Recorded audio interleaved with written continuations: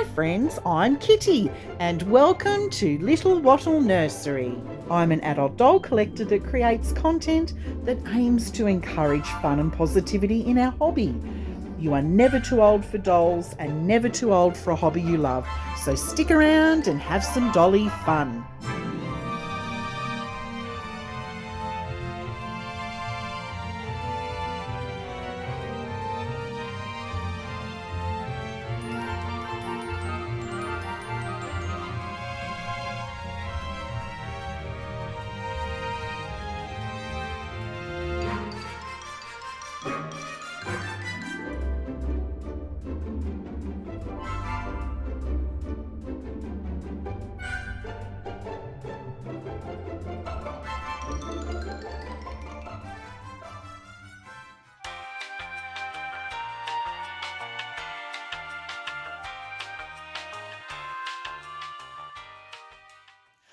Hi friends, and a special welcome if you're new here today and new to doll collecting. My name is Kitty, I live in Australia and I've been collecting dolls and other cute collectibles for over 40 years, and I love to share my hobby here on my channel with other adults and young adults. So this is Scarlett. She's an ideal Saucy Walker, a vintage doll made in the early 1950s. She's pre-1954. So this doll, you can hear, is made of plastic, and after 1954, this doll was actually made with vinyl and with rooted hair. This particular doll actually has sarin hair and it's a wig, and she has these flirty little eyes, which I'm going to show you shortly.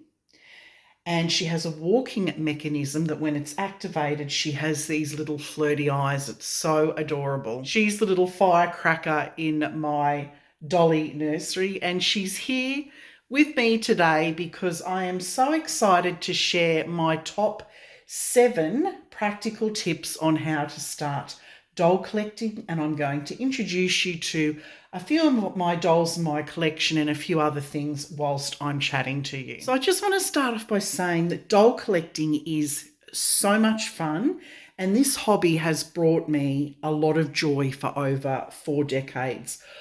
Although you will find the tips in this video useful, at the end of the day, you will personally pick up a lot more about the hobby through trial and error. It's all about gaining experience and just immersing yourself in the hobby. So I'm now going to show you how the flirty eyes mechanism works on this little Saucy Walker.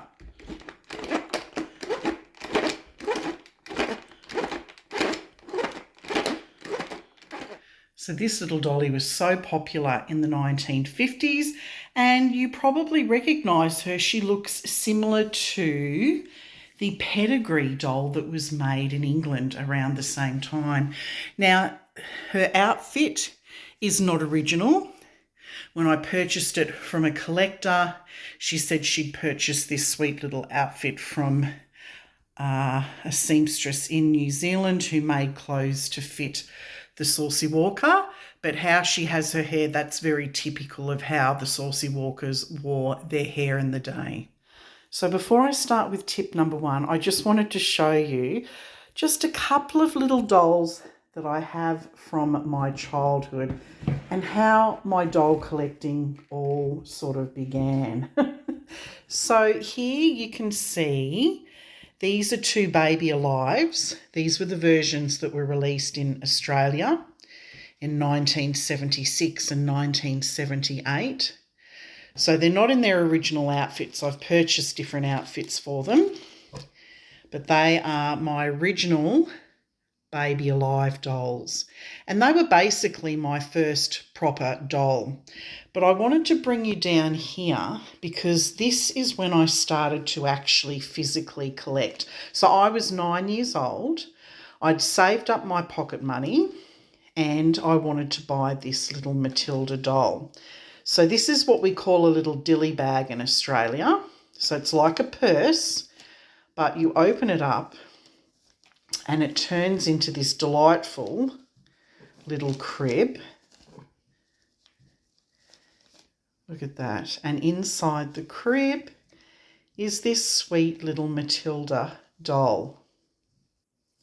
Isn't she adorable? And she's in this little nightie. She's so cute. So I purchased this doll, I think it was in about 1981 or 82. And this whole thing was $19.95. Back then, that was a lot of money to save up. And you can see this little handkerchief. I actually made this handkerchief in Sunbeams, which is kind of like Girl Guides, brownies. Do you have that overseas? But it's Christian. So, yeah, that's all my sewing from when I was probably about 7 or 8 years old. I'd made a handkerchief at Sunbeams. So, yeah, that was my first little dolly. My first little dolly that I decided to collect, where I made that conscious decision, I'm going to start collecting dolls as a hobby, where I started to take it seriously and I saved my own money and made my own decisions about what I was going to collect. So I do have more dolls from my childhood, and at some point in time I will pull them out. I've still got a lot of stuff in storage at my parents' house, but let's get on with tip number 1 now. So tip number 1, research what type of dolls you'd like to collect.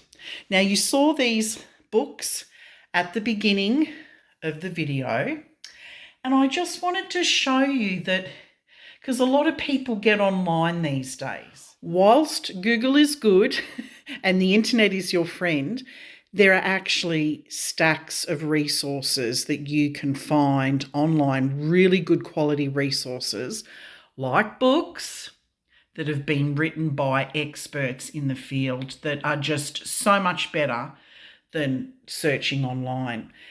Basically, there's so many doll options available that it can actually be quite overwhelming to know where to start with doll collecting. What's really important to remember is doll collecting is like a marathon. You don't want to start the race by sprinting because you'll run out of puff too quickly. Take your time getting to know this wonderful hobby, and honestly, you'll be in it for the long haul. So places where you can find information. Join Facebook doll groups. They're great because you can start mixing with other people and making friends. You can purchase doll books like these. There's magazines. You can go to estate sales, doll shows.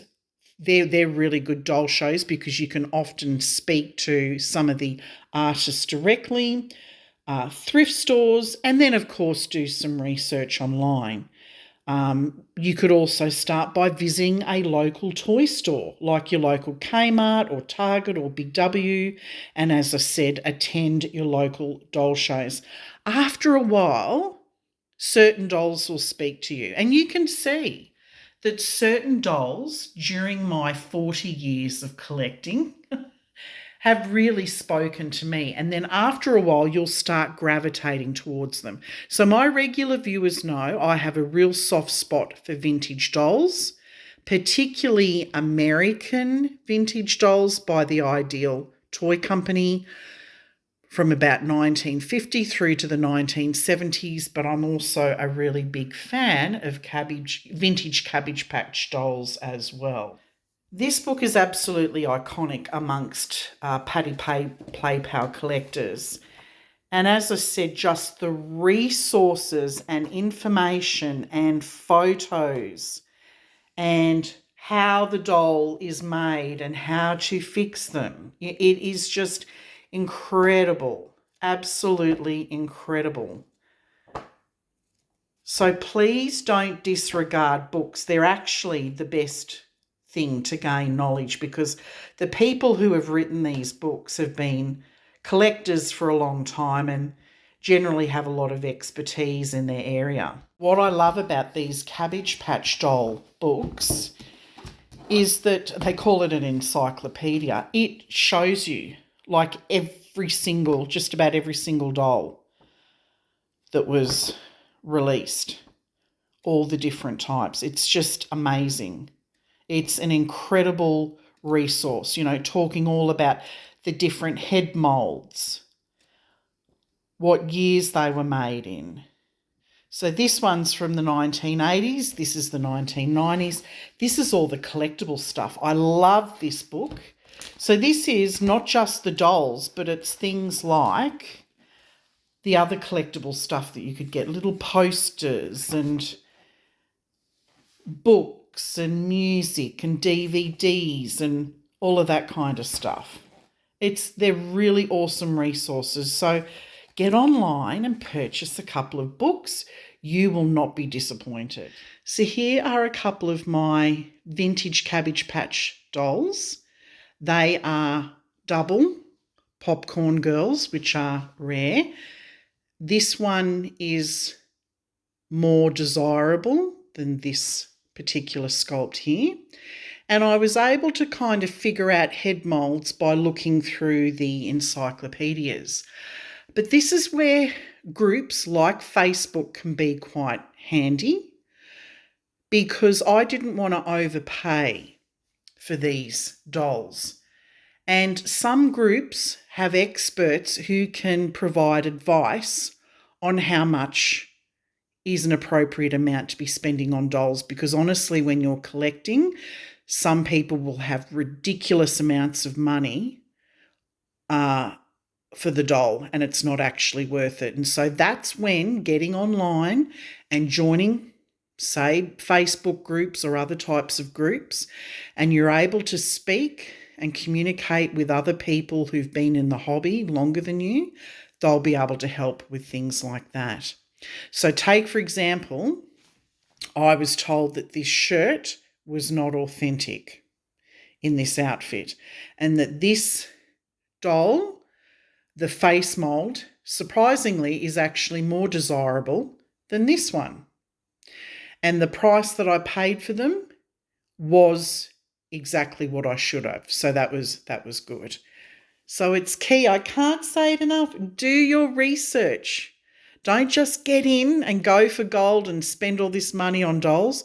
Do your research first. So figure out what you like, what appeals to you. But whilst you're doing your research, another thing that you need to think about is the practical things like, what space do you have available in your home to display your dolls?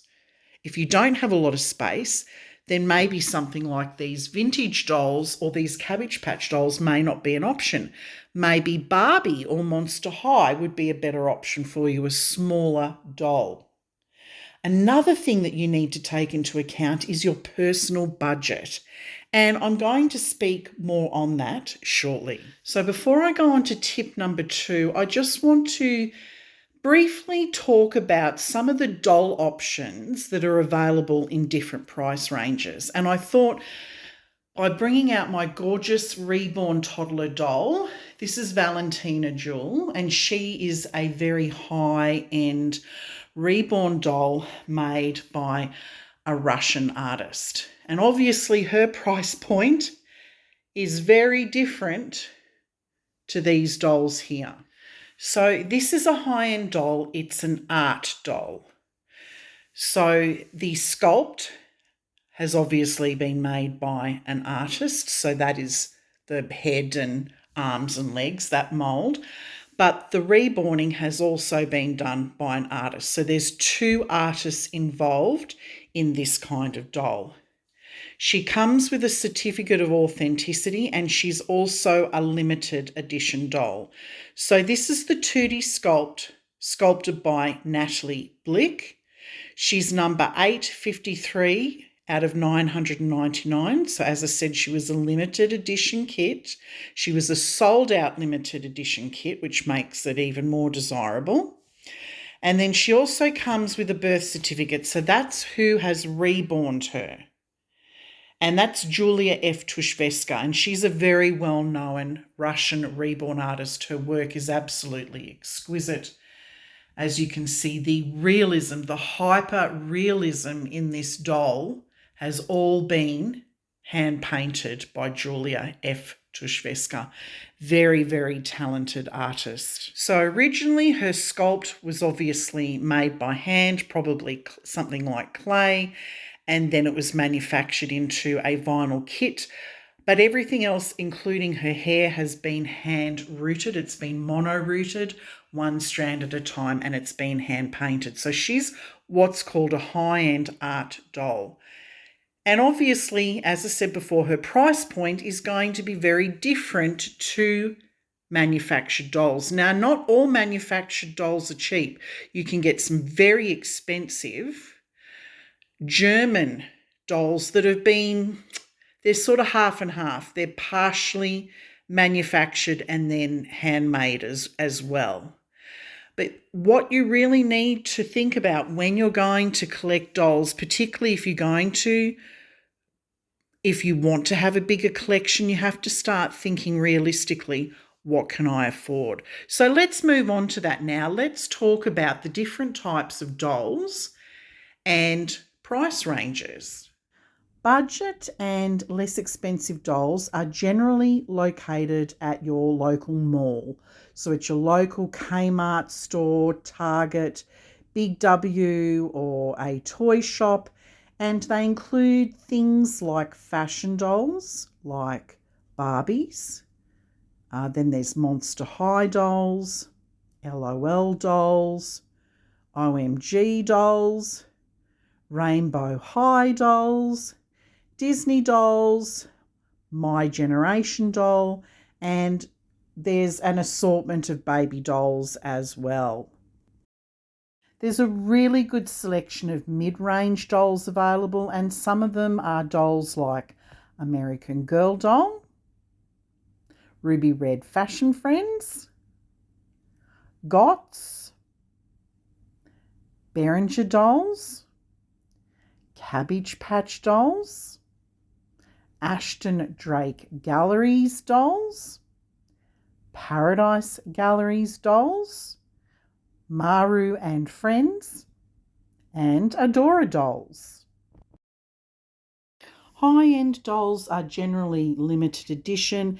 They're often purchased directly from an artist or from a designated website from a particular company.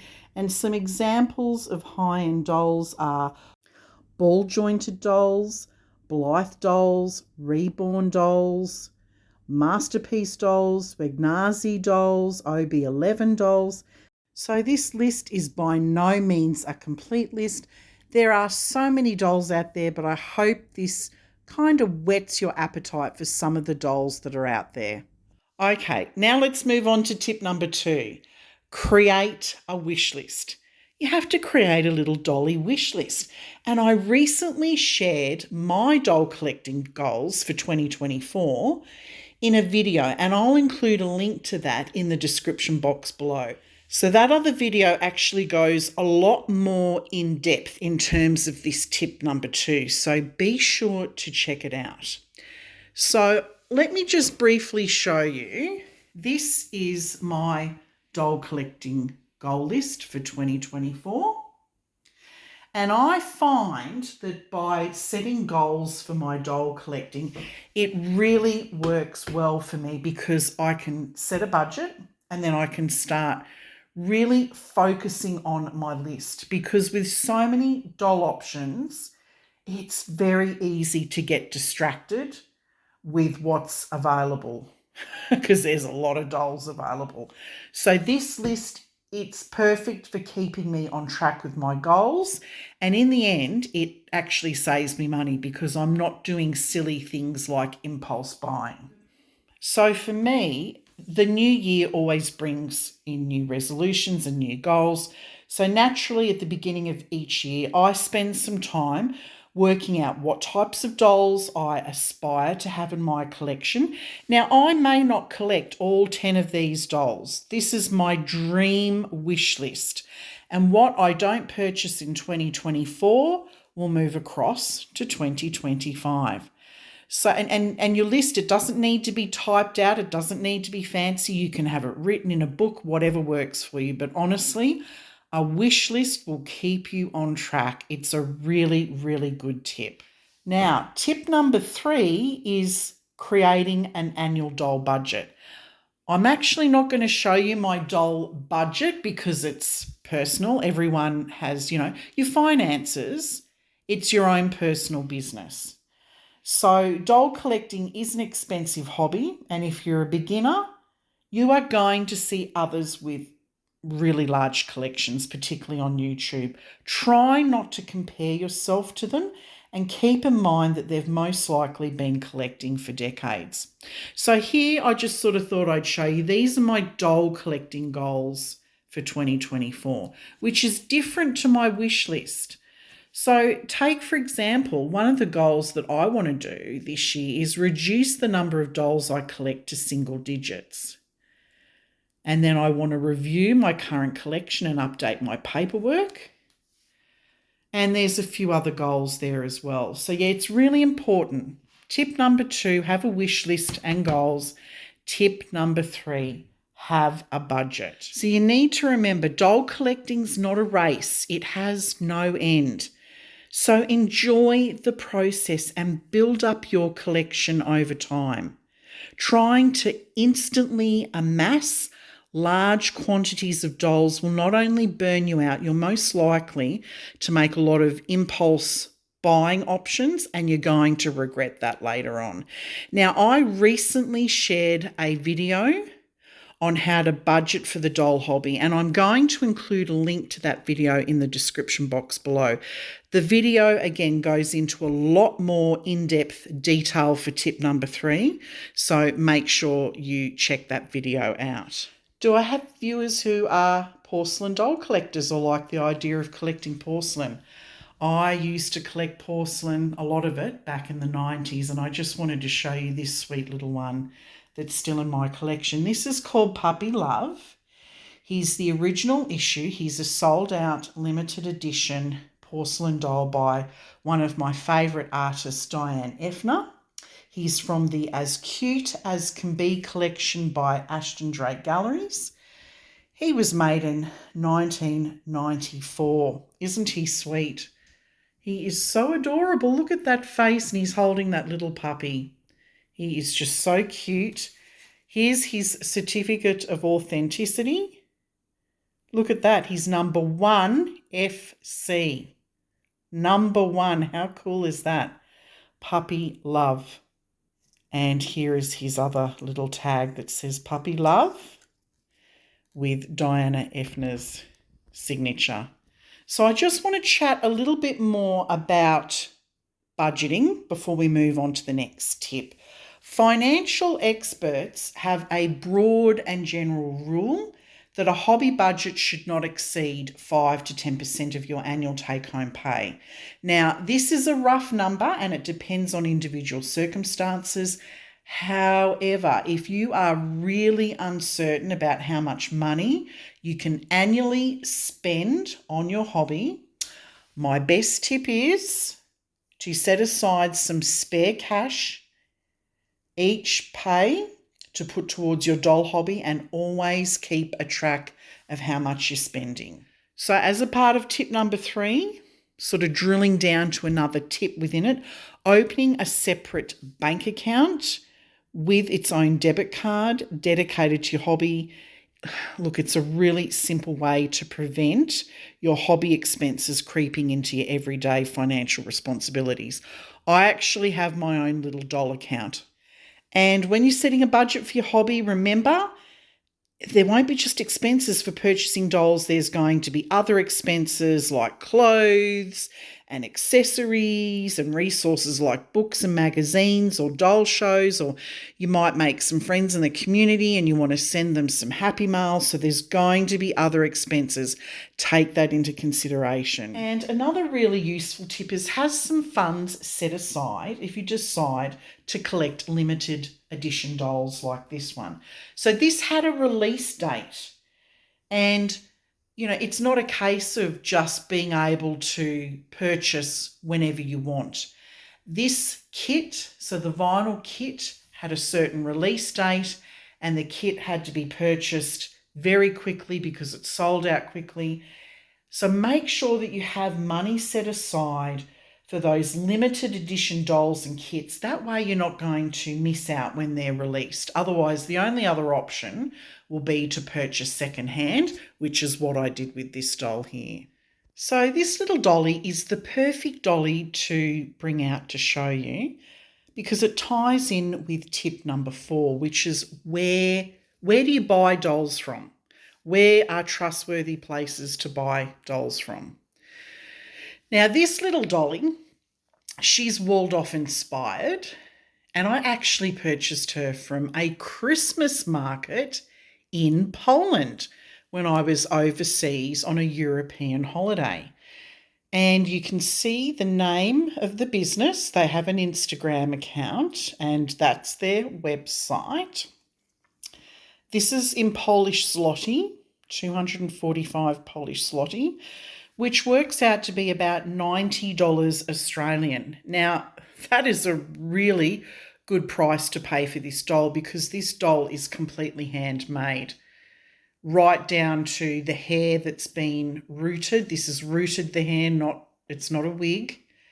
The clothing has all been handmade, including the shoes. So there's lots of different places where you can purchase dolls from.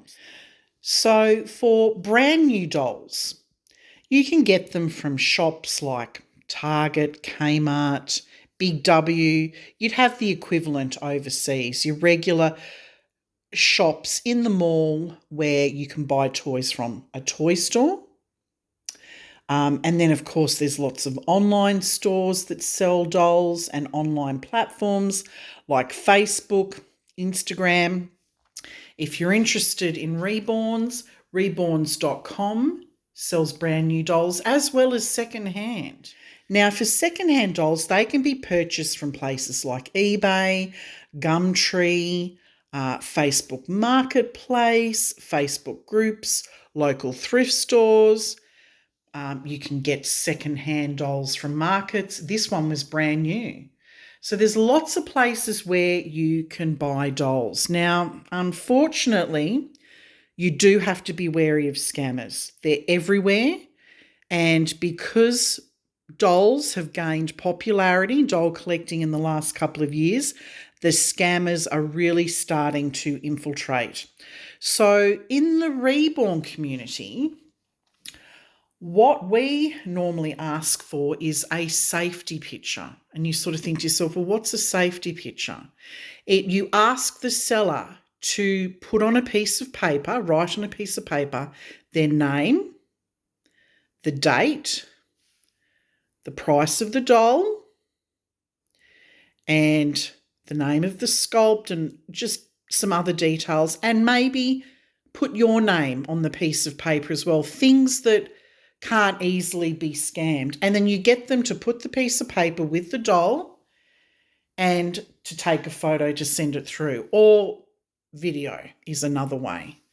So that's normally if you're buying directly through, say, secondhand. You don't generally need to have to do that if you're going through a reputable artist or if you're buying online. Having said that, there are some scammy reborn doll pages, websites online where what you purchase is not what you get. So they actually steal photos from artists. They put it up on their website. You order and you only pay, maybe $100 for the doll, and what comes out looks nothing like the actual doll. Those kind of scams can happen. But as I said, I spoke earlier about some of the dolls that are available to collect. It's all about doing research. Get involved in these Facebook groups and ask questions. Ask the other members in the group, is this a reputable website that I'm going to be purchasing from? So that will definitely help.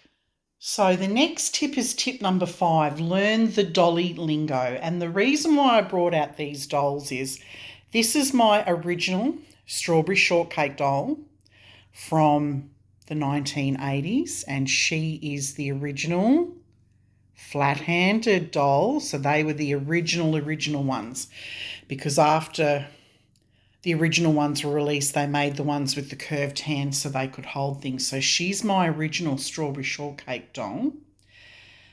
I'm telling you, thank goodness when they did. This is a reproduction, and I'm going to talk about reproduction in a minute. It's a replica. So this is the 40th anniversary doll that they did to commemorate the birthday of Strawberry Shortcake. But as you can see, the dolls are very, very similar. Very, very similar. Thank goodness one's wearing sparkly shoes and her dress is a little bit sparkly. So they made some modifications. But aren't they gorgeous? I absolutely loved Strawberry Shortcake, and sometime this year I will show you my collection of Strawberry Shortcake dolls. So before I bought my Matilda doll, my parents bought me the Strawberry Shortcake and the Blueberry doll, and then after that I continued to collect. That was after I got my Matilda doll. I continued to collect. So my parents would only buy me the first two in the collection. But yeah, I just wanted to show you that's the original and that's the reproduction, and they are very, very similar. But anyway, tip number 5, you've got to learn your dolly lingo. And you're thinking, lingo?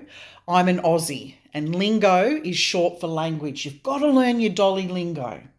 So remember how I said this doll was a sold out limited edition? You might see a doll advertised, Sole, S-O-L-E. Well, that's what it means. It's a sold out limited edition. She's a one-of-a-kind doll because all reborn dolls, when they're painted by an artist, are one of a kind. So you would see OOAK. You also might see in an advert that's being placed ISO, so it's in search of. People are looking for a particular kind of doll. Head sculpt or head mould, we talked about that with our vintage Cabbage Patch dolls. Now, these head moulds have numbers, but they also might have a name. So take, for example, here's my daughter's American Girl doll. And American Girl dolls are famous for having different types of face moulds, and collectors know them by their names.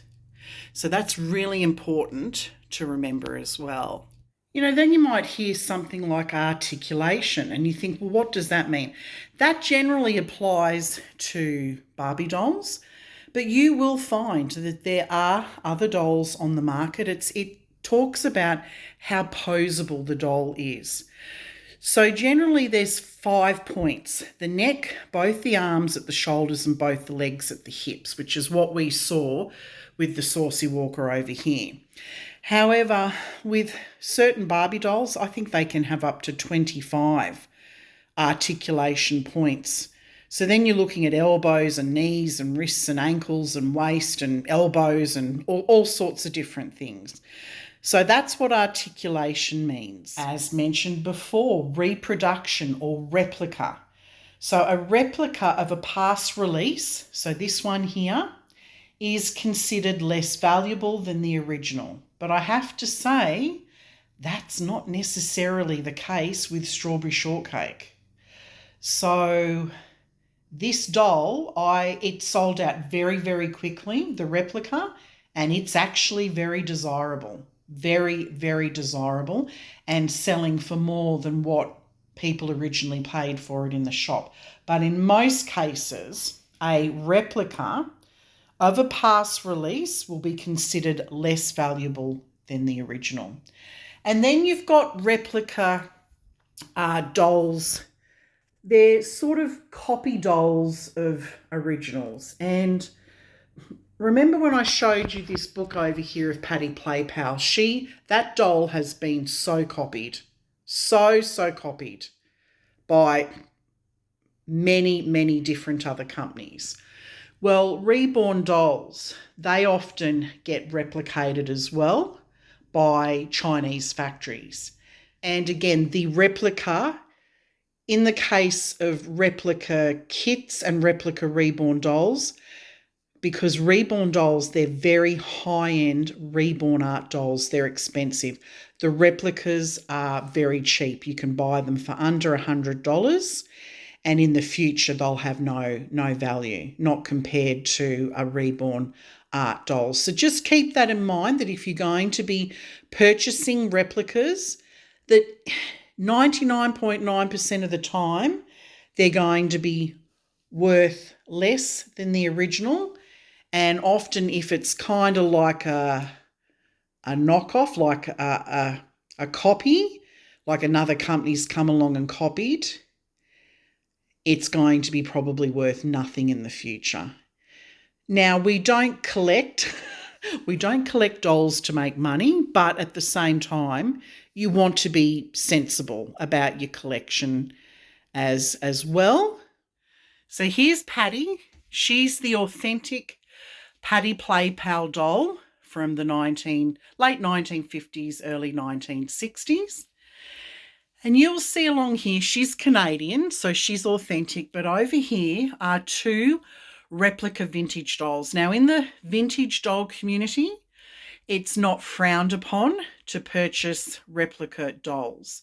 So these have been made by a Chinese company. Now, this lovely lady, to purchase her now, she could go anywhere from $300 to $600 on eBay, depending on what people are prepared to pay. These replicas over here, and they look very similar to this Canadian-made doll, very, very similar, which is an authentic one. These girls, you'd be lucky to pay $5 or $10 for them at the thrift store. So that's what you need to keep in mind long term. The authentic original dolls are going to retain their value, and the copy dolls, the knockoff ones, they won't be worth anything. They'll be worth very, very little, financial-wise anyway. So I hope that answers a lot about replica and reproduction terminology. Now, the next thing I want to talk about is the Holy Grail or unicorn. People will describe their dream dolls as being the Holy Grail or their unicorn doll. So that's what they mean by that. So take, for example, these little popcorn girls. I've been wanting these in my collection for a long, long time. They are my unicorn dolls in my vintage Cabbage Patch collection. And then you'll hear another word used a lot, mainly, when it comes to Barbies and Monster High and sort of these fashion type dolls. You'll hear playline versus collector. So take, for example, a Barbie doll. You'd have like a playline where it's purchased for kids to play with. It's relatively inexpensive, but you get on the Barbie main website and they have beautiful limited edition collectible dolls that are worth hundreds of dollars. So that's the difference between playline versus collector. What's also really important to remember is the scale of your doll, particularly, again, with fashion dolls, because the size will determine what clothes you purchase online. So, for example, a lot of fashion dolls are 1/6 scale. So it's 1/6 the size of a human. And as I said, you need to know that if you're going to be purchasing clothes for the doll. So this is my daughter's Gotts doll. She's German made. She's a German vinyl doll. She's got sleepy eyes, isn't she adorable? And her name's Charlotte. So the scale of this Gotts doll, and of course Gotts dolls come in different sizes, is a lot different to this American Girl doll. This is Rebecca, and she, as I said, is an American Girl doll. So their sizes are different. So it's really important to always keep in mind that dolls come in all shapes and different sizes, and it's useful to know what their scale size is when purchasing clothes online. So other useful terminology. WIP is work in progress. NRFB means never removed from box. MIMB, mint in mint box, which means it's a really good quality doll. Nothing has ever been removed from that doll and the box is in absolute mint condition. MIB, mint inbox. NIB, new inbox. M means mint. NM means near mint. In the vintage doll community, you'll hear things like, oh, that doll's really minty. So it's in pretty good nick for its age. HTF, hard to find. BJD, ball jointed dolls. You'll hear the terminology master artist. Prototype artist. That generally applies to reborn dolls. You've got MSRP, which means manufacturer's suggested retail price. TLC means that it needs might need a little bit of work, or it might need a whole lot of work doing to it. Now, technically speaking, because vintage gets thrown around a lot, vintage is at least 40 years old. So it's released before basically 1980s. So yeah, it needs to be more than 40 years old to be vintage. Anything later than that tends to be retro, not vintage, but we're not going to get hung up about it. In the vintage doll community, we certainly don't get hung up about it. However, do not call something antique unless it's over 100 years old, because the antique dolls, the collectors are very serious, and yeah, you don't loosely use the word antique. Now, custom. Now, what that means is, and that generally applies to reborn dolls, but it can apply to American Girl dolls and ball-jointed dolls, because what's happened is the artist has either painted a blank kit like they have with this doll, or what they've done is they've taken a manufactured doll, they've removed the face paint and the hair, and they've rerouted the hair and they've repainted the doll.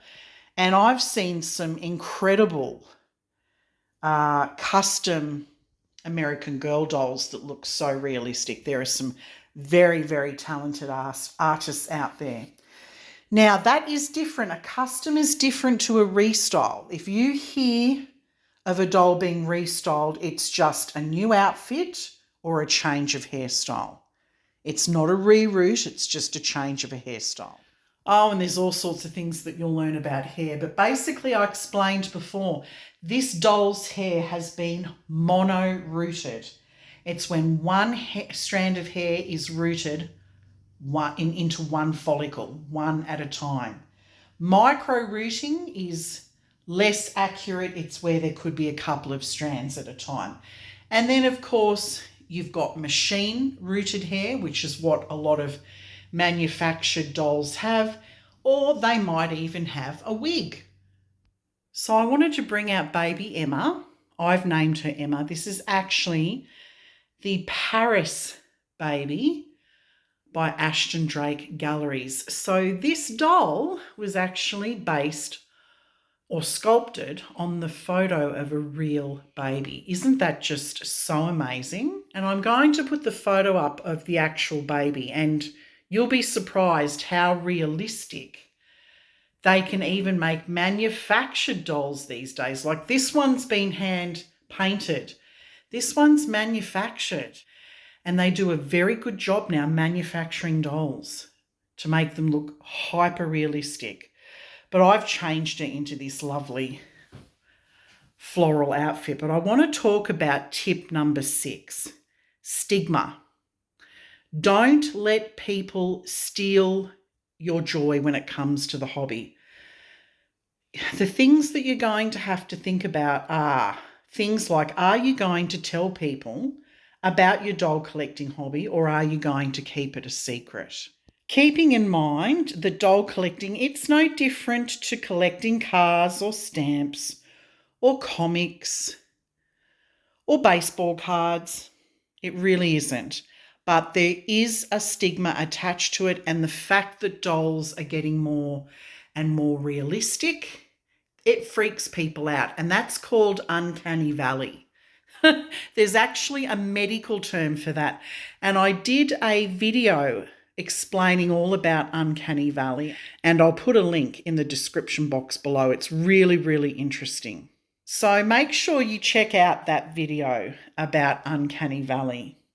So the thing is, unfortunately, there is a stigma around doll collecting. Some people think it's weird. You do not have psychological issues because you want to collect dolls. Everybody should have that innate nature to want to care for something. And so there are many successful people like myself that are out in the workforce, when normal functioning people that collect dolls. We just have an interest in the well, for me, it's definitely the artwork. And I also like the history behind collecting dolls. That's a big reason for me to collect. So don't be concerned about people trying to steal your joy, because they will. You'll have family members trying to say that you're weird or, it's creepy or whatever. Find your community of like-minded people. So get online and join doll groups, or if you've got a doll group in your area where you can do meetups and things like that, do that. And just keep in mind that each community, because within the doll community, you've got things like, this is the Ashton Drake, you've got an Ashton Drake Galleries community. There's the American Girl doll community. There's the Reborn community. There's the Strawberry Shortcake community. There's the Porcelain doll community. You've got the Scott's doll community, Cabbage Patch doll community, Vintage doll community. You get the picture. So each community has their own set of rules. And if you're going to join that group, you basically have to conform to their rules. So take, for example, in the Reborn doll community, there are some individuals that are particularly sensitive about replica dolls, and they will not allow people who have replica dolls to join their groups. So what you need to do is you need to find a group that will allow you to join where you can show your replica dolls. And there are groups that have replica dolls. So yeah, just keep that in mind. Within the doll community, there are lots of other little communities in it. And it's so interesting and it's so fun to meet lots of people in those communities, but it's important to respect the rules that they have in place within those communities. So I hope you're enjoying this little display of dollies that I have here for you today, which moves me on to the final tip, tip number 7, how to display and maintain your doll collection. Now, the options are endless. They truly are. Bookcases and display cases, they're sort of the standard way of displaying smaller dolls like these ones. Stands and risers, they're very useful to add visual dimension to your displays because you can create different levels. When it comes to these reborn dolls and realistic looking dolls, that's when baby furniture and accessories can be useful for displaying your baby dolls. But one of the most important things that I want to make really, really clear is do not expose your dolls to direct sunlight. Basically, don't let the sun shine through your doll room if you have one, because it can discolour the vinyl and damage the eyes by turning them purple. So if you see dolls online that have purple eyes, that's because they've not been kept properly. And, things like these sweet little vintage type clothes, sometimes they might discolour and you might need to give them a wash. You're best to hand wash them. And make sure that you dust your dolls regularly. It's really important to keep them dust free. And if you're uncertain about how to care for more fragile items, ask, within the community, within the doll communities that you're a part of, ask them how to care for more fragile items. Well, Dolly friends, that's a wrap. I've had such an awesome time sharing just a small part of my doll collection with you and talking about how to get started in the doll collecting hobby. I would love to hear from you what you are actually collecting at the moment, what types of dolls you are collecting, and where you are in your doll collecting journey. Please comment below. I look forward to seeing you in my next video. Bye everyone. Bye for now.